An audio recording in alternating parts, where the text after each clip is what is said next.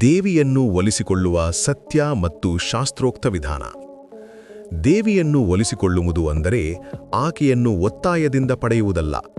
ಶಾಸ್ತ್ರಗಳು ಸ್ಪಷ್ಟವಾಗಿ ಹೇಳುತ್ತವೆ, ದೇವಿ ಬಲವಂತಕ್ಕೆ ಬಗ್ಗುವುದಿಲ್ಲ, ಆದರೆ ನಿಷ್ಠೆಗೆ ಕರಗುತ್ತಾಳೆ. ಆಕೆಯನ್ನು ಒಲಿಸಿಕೊಳ್ಳುವ ಮಾರ್ಗ ಜೀವನದ ಶಿಸ್ತು, ಶುದ್ಧ ಆಚರಣೆ ಮತ್ತು ಸತ್ಯಭಾವದಲ್ಲಿದೆ. ದೇವಿಯು ನಿಮ್ಮ ಜೀವನಕ್ಕೆ ಬರಬೇಕೆಂದರೆ ಮೊದಲು ನಿಮ್ಮೊಳಗೆ ಬದಲಾವಣೆ ಕಾಣಬೇಕು. ಇದೇ ಮೊದಲ ಸತ್ಯ. ಸತ್ಯ 1. ಶುದ್ಧ ಸಂಕಲ್ಪ, ಶಾಸ್ತ್ರದ ಮೂಲ. ಪೂಜೆ ಆರಂಭಿಸುವ ಮೊದಲು ಮನಸ್ಸಿನಲ್ಲಿ ಒಂದು ಸಾಲುವಿರಬೇಕು. ಮಂತ್ರ: ಅಹಂ ಶರಣಂ ಪ್ರಪದ್ಯೆ.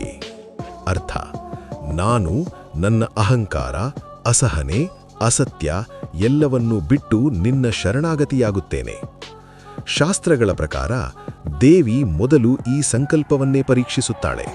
ವರ ಬೇಕಾ ಅಥವಾ ಶರಣಾಗತಿ ಬೇಕಾ ಅದನ್ನು ಆಕೆ ಗುರುತಿಸುತ್ತಾಳೆ.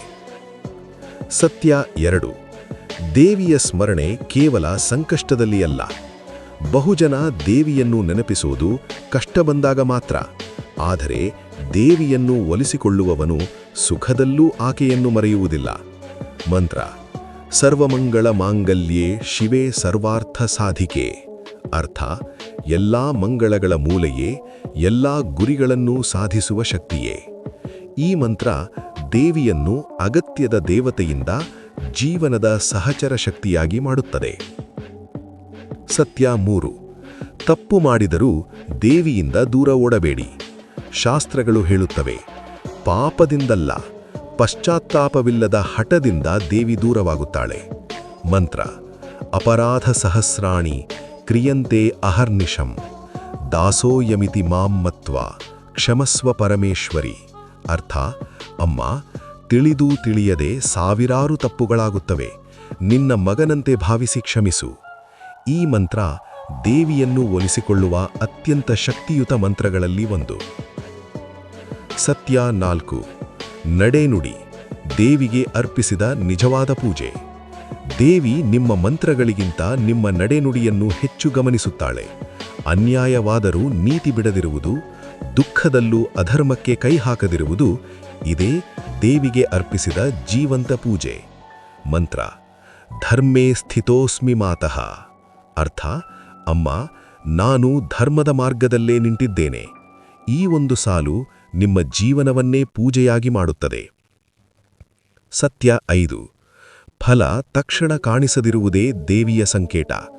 ದೇವಿ ಒಲಿಸಿಕೊಂಡಿದ್ದಾಳೆ ಅನ್ನೋದನ್ನು ತಕ್ಷಣ ವರದಿಂದ ತೋರಿಸೋದಿಲ್ಲ. ಮೊದಲು ತಪ್ಪು ಜನರು ದೂರವಾಗುತ್ತಾರೆ, ಅನಗತ್ಯ ಅಡ್ಡಿಗಳು ಕಳೆದು ಹೋಗುತ್ತವೆ, ನಿಮ್ಮ ಒಳಶಕ್ತಿ ಹೆಚ್ಚುತ್ತದೆ. ಮಂತ್ರ: ಯಾ ದೇವಿ ಸರ್ವಭೂತೇಷು ಶಕ್ತಿರೂಪೇಣ ಸಂಸ್ಥಿತ. ಅರ್ಥ: ಎಲ್ಲಾ ಜೀವಿಗಳಲ್ಲೂ ಶಕ್ತಿಯಾಗಿ ನೆಲೆಸಿರುವ ದೇವಿ. ಈ ಮಂತ್ರ ಹೇಳೋದು ಒಂದೇ, ದೇವಿ ಹೊರಗಿಲ್ಲ, ಒಳಗೆ ಕೆಲಸ ಆರಂಭಿಸಿದ್ದಾಳೆ.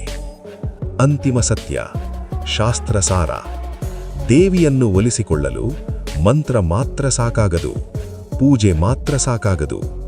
ನಿಷ್ಠೆ ಪ್ಲಸ್ ಶಿಸ್ತು ಪ್ಲಸ್ ಪಶ್ಚಾತ್ತಾಪ ಪ್ಲಸ್ ಧರ್ಮ ಇವೆಲ್ಲ ಒಂದಾದಾಗ ದೇವಿ ನಿಮ್ಮ ಜೀವನಕ್ಕೆ ಬರುವುದಿಲ್ಲ, ನಿಮ್ಮ ಜೀವನವೇ ದೇವಿಯ ಕೃಪೆಯ ಸಾಕ್ಷಿಯಾಗುತ್ತದೆ.